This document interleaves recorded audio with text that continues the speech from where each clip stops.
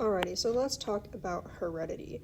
So one of the questions that comes up in science class is how can these horses be the parents of this foal? Why do you have red hair? Why do you have brown eyes? So on and so forth. Heredity is the study of how exactly you get the physical traits and genes that you have. And it was mostly figured out by this guy named Gregor Mendel, and he's referred to as the father of genetics for this reason.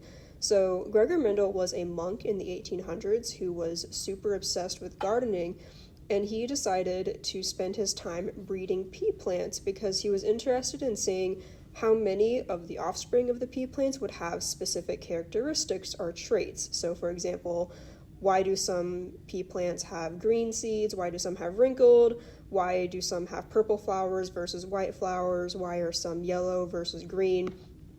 All this stuff.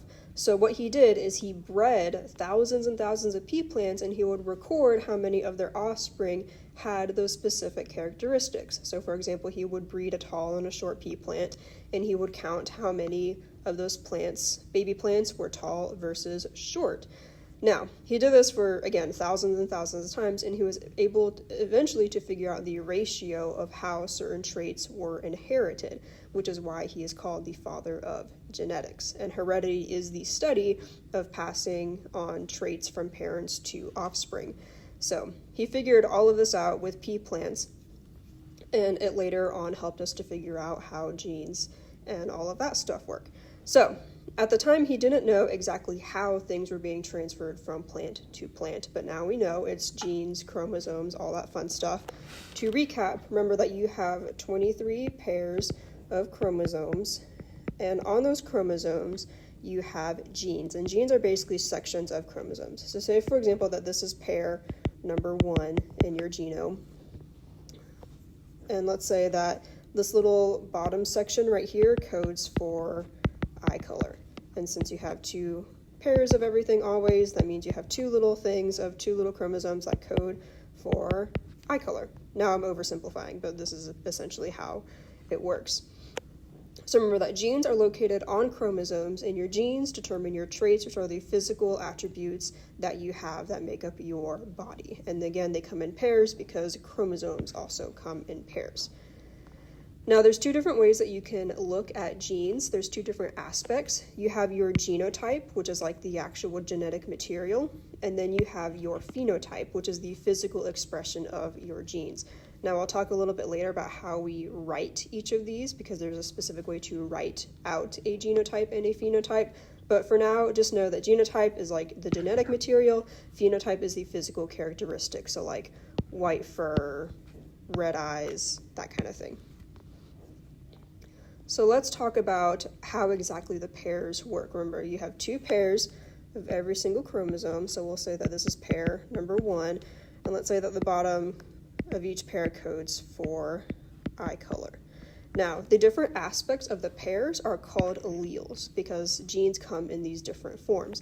So let's say that this one right here is the chromosome from mom, and your mom has blue eyes. So she gives you a gene or an allele for blue eyes. Now let's say your dad has brown eyes. So he gives you an allele for brown eyes. Now, brown is usually dominant in eye color, so if you get 1 brown gene and 1 blue gene, your eyes are probably going to be brown. Again, that's an oversimplification because oftentimes physical traits are controlled by more than 1 gene on more than 1 chromosome, but essentially, again, this is how it works. So in this case, your eyes would be brown most likely. Now, realize that the allele that your parents donate to your specific chromosomes are random. Think back to the whole crossing over process and how that works.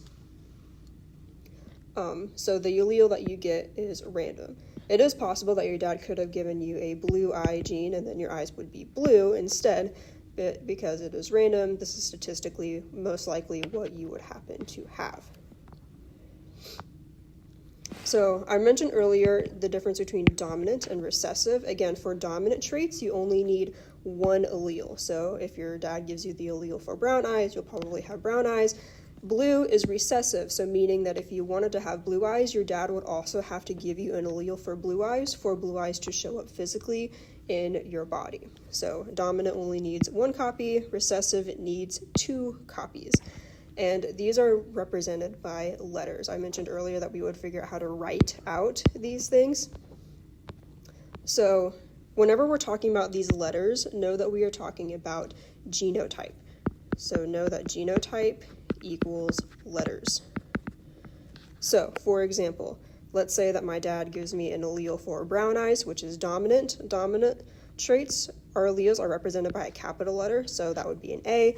My mom gave me an allele for blue eyes, which is recessive, which is lowercase. So my genotype for my eye color would be uppercase A, lowercase a. Now, if I wanted to write out the phenotype, I would just write brown eyes. Hopefully that makes sense. I'll do one more for practice. Let's say that my dad gave me an allele for blue eyes, which again is recessive. I would write that as a lowercase a.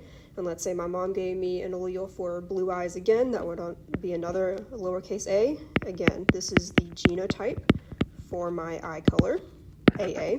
And then the phenotype would then be blue eyes. All right. Hope that makes sense.